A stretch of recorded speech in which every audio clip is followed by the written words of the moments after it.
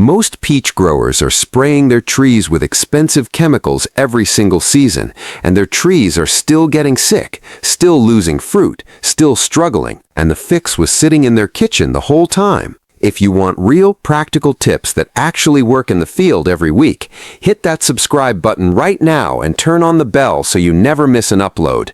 Growers who follow this channel are seeing results that are turning their orchards around, and this video is one you absolutely do not want to skip. In the next few minutes, I'm going to show you exactly how to use baking soda on your peach trees to fight fungal disease, improve your fruit quality, and protect your trees without breaking the bank. By the end of this video, you're going to walk away with a complete system, the right mix, the right timing, the right application, and you'll never look at that box of baking soda the same way again.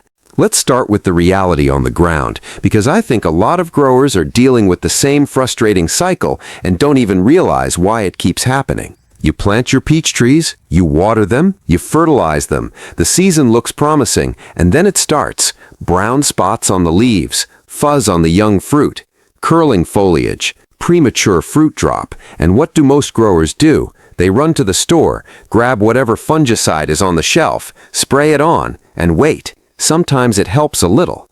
Sometimes it barely makes a dent. And the next season, the same problems come back even worse. Here's what's actually happening. Peach trees are naturally susceptible to a range of fungal and bacterial issues, and the growing environment is almost always working against you. Warm temperatures, humidity, rain splash, poor air circulation, all of these create the perfect conditions for pathogens like peach leaf curl, brown rot, powdery mildew, and shothole fungus. These aren't random occurrences, they're predictable, and if you're not getting ahead of them before they take hold, you're always playing catch-up. That's the first mistake, reactive treatment instead of proactive prevention.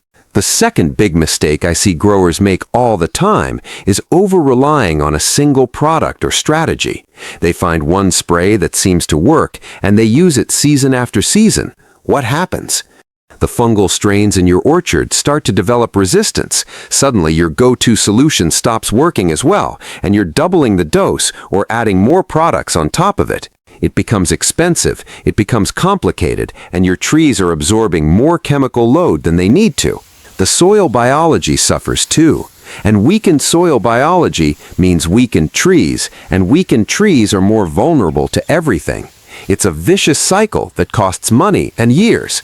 Now let me give you the science behind why baking soda works, because I don't want you just taking my word for it. I want you to understand it so you can use it intelligently. Baking soda is sodium bicarbonate. When you dissolve it in water and apply it to plant surfaces, it changes the pH on the surface of the leaf and fruit. Most fungal spores need a slightly acidic to neutral environment to germinate and colonize. When you shift the surface pH toward alkaline, you're essentially making the environment inhospitable for those spores. They can't establish, they can't spread. And if early-stage fungal growth is already present, the alkaline environment disrupts the cell membrane of fungal cells, causing them to break down. On top of that, baking soda is not toxic to the tree itself at the proper concentration. It doesn't bioaccumulate. It breaks down naturally. It doesn't leave harmful residues on your fruit. This is why it's approved for use in certified organic production systems. It's not a miracle cure, nothing is, but as part of a smart, integrated program, it punches well above its weight for the cost. We're talking cents per gallon of spray solution versus dollars per liter for commercial fungicides. For small operations and backyard growers especially, that difference is enormous. The potassium bicarbonate version, by the way, works even more effectively and is gentler on foliage than sodium bicarbonate, but it's more expensive and harder to find. Sodium bicarbonate, plain baking soda from any grocery store, is what most growers have access to, and it does the job when used correctly. Now let me walk you through the exact approach that experienced, commercial-minded growers use when they incorporate baking soda into their peach tree management program. Step 1 is timing, and this is where most people get it wrong when they first start experimenting with this. You cannot wait until you see disease and then reach for baking soda, expecting it to cure what's already established. Baking soda is primarily a preventative tool. You need to start applications before the disease pressure hits. In most peach-growing climates, that means starting in early spring as buds begin to swell, before petal fall, when temperatures start climbing and moisture is still high. If you're in a humid climate or you've had disease pressure in previous seasons, early and consistent application is non-negotiable. Step 2 is your mixing formula. The standard working concentration is 1 tablespoon of baking soda per gallon of water. That comes out to roughly 0.5% concentration, which is effective without causing leaf burn. Here's the critical addition that makes it actually stick and work. You need a spreader sticker. Baking soda on its own has poor adhesion to waxy leaf surfaces. Add a few drops, about half a teaspoon per gallon, of a gentle, non-ionic horticultural soap, or even plain liquid dish soap. This breaks the surface tension, helps the solution coat leaves evenly, and extends contact time. Some growers also add a small amount of horticultural oil, about a tablespoon per gallon, during the dormant to early green tip stage, which gives you added protection against overwintering fungal spores and certain insect eggs at the same time. Step 3 is your application method. You need thorough coverage. A pump sprayer works fine for individual trees or small plantings. For larger operations, a backpack sprayer with a fan nozzle gives you better canopy penetration. You want to spray both the upper and lower surfaces of the leaves because many fungal spores colonize from the undersides first. Spray to the point of runoff but not beyond. You're wasting solution if it's pouring off the leaves. Early morning applications are ideal because the solution has time to dry before the hottest part of the day, and dry leaves in the evening reduces overnight moisture that pathogens love. Step 4 is your spray interval. During low-risk periods, cool, dry weather, you can spray every 10 to 14 days. During high-risk periods, warm, humid, rainy stretches, tighten that interval to every 7 days. After heavy rain, reapply as soon as the foliage dries because rain washes your protection off completely. Keep a simple log. Write down when you sprayed, what the weather was like, and what you observe on the trees. Over time, you'll start to see patterns that help you predict when pressure is highest in your specific location. Step 5 is rotation. Even though baking soda is a low-resistance tool, I always recommend rotating it with other approved products, neem oil, copper-based fungicides, or potassium bicarbonate on a monthly basis. This keeps your protection broad spectrum and prevents any single approach from becoming a weak link. Now I want to stop here and show you what to actually look for on your trees, because field observation is where all of this comes to life. Let's imagine you're walking your orchard right now in early spring. The trees are pushing new growth. The tender young leaves are just unfurling, that bright lime green color that tells you the season is starting. Those young tissues are the most vulnerable. Run your fingers gently along both sides of the leaf surface. You're looking for any powdery white or gray coating, any faint purple-red distortion in the leaf shape that might signal early leaf curl activity, any tiny brown specks that could be the beginning of shothole fungus. If you catch those signs right at emergence, before they spread, a targeted spray program can still slow or halt the progression. But if those leaves are already curled, blistered, and misshapen, that particular flush of growth is lost. The baking soda cannot uncurl a damaged leaf. What it can do is protect the next flush of growth that follows. So don't get discouraged if you're starting late in the season. Just pivot your goal from curing to protecting what grows next, and make sure you are locked and loaded going into next spring. Now, I want to pause here for a second and ask you something directly.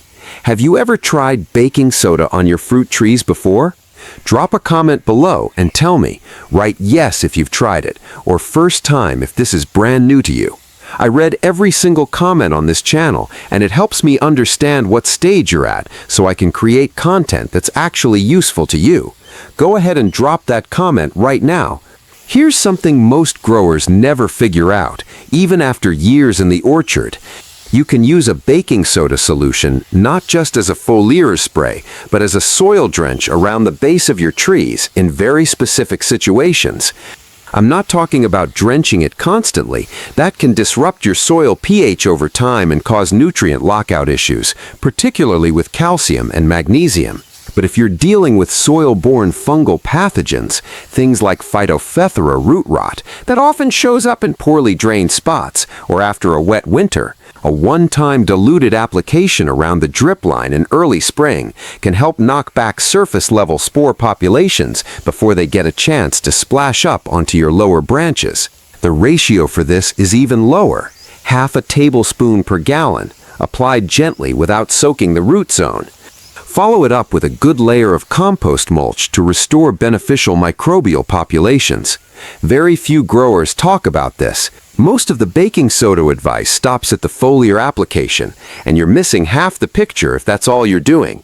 Before we wrap up, I want to go over the mistakes that will actually make your results worse, because I've seen growers do all of these at some point and then write off baking soda as useless when the real problem was their technique. The first mistake is using too high a concentration. More is not better here. Above 1%, you start seeing phytotoxicity, tip burn on leaves, scorched edges, stressed trees.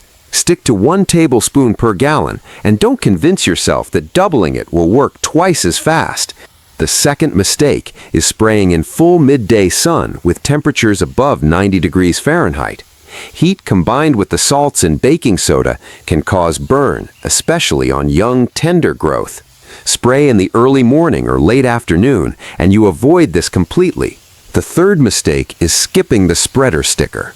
I've met growers who mix up a perfect solution, spray it on beautifully, and then wonder why it's not doing much. They left out the soap. Without it, the solution beads off the waxy leaf surface and you lose most of your active coverage. That half teaspoon of dish soap is not optional. The fourth mistake is treating baking soda like an emergency rescue product and ignoring preventative windows. If your trees are heavily infected and dropping fruit in July, baking soda is not going to save that season. It had to be working in March and April to give you a clean summer. Think of it like sunscreen. You put it on before you go into the sun, not after you're already burned. The fifth mistake is not considering your water quality. If you're in an area with very hard water, high mineral content, your baking soda solution can interact with those minerals and reduce effectiveness. A simple fix is to use rainwater or filtered water, or add a pinch of citric acid to your solution to correct for hardness before adding the baking soda. Small detail, real difference? Here's the bottom line on all of this. Your peach trees are capable of producing beautiful, healthy, abundant fruit year after year, but only if you're working with a system, not just reacting to problems as they show up. Baking soda is one of the most underestimated, underused tools in the grower's toolkit. It's cheap, it's safe, it works, and it fits into any program whether you're growing organically or conventionally. The growers who figure this out stop spending a fortune on chemicals they don't need, and they start seeing cleaner fruit, healthier canopies, and stronger trees going into each new season. Don't let another spring pass you by without putting this to work. Mix up your first batch this week. Get your spray schedule mapped out. Walk your trees and start observing. The investment of time you put in now pays back in fruit come harvest. If this video gave you something useful today, do me a favor, hit that subscribe button and join this community of growers who are serious about doing this right. Every week, I put out content built on real field experience, and the next video is going to be something you'll definitely want to catch. We're going to be breaking down the complete peach tree fertilization timeline, when to feed, what to feed, and the biggest nutrient mistakes that are quietly killing your yield without you even realizing it. That one is going to change how you think about feeding your trees entirely. I'll see you there.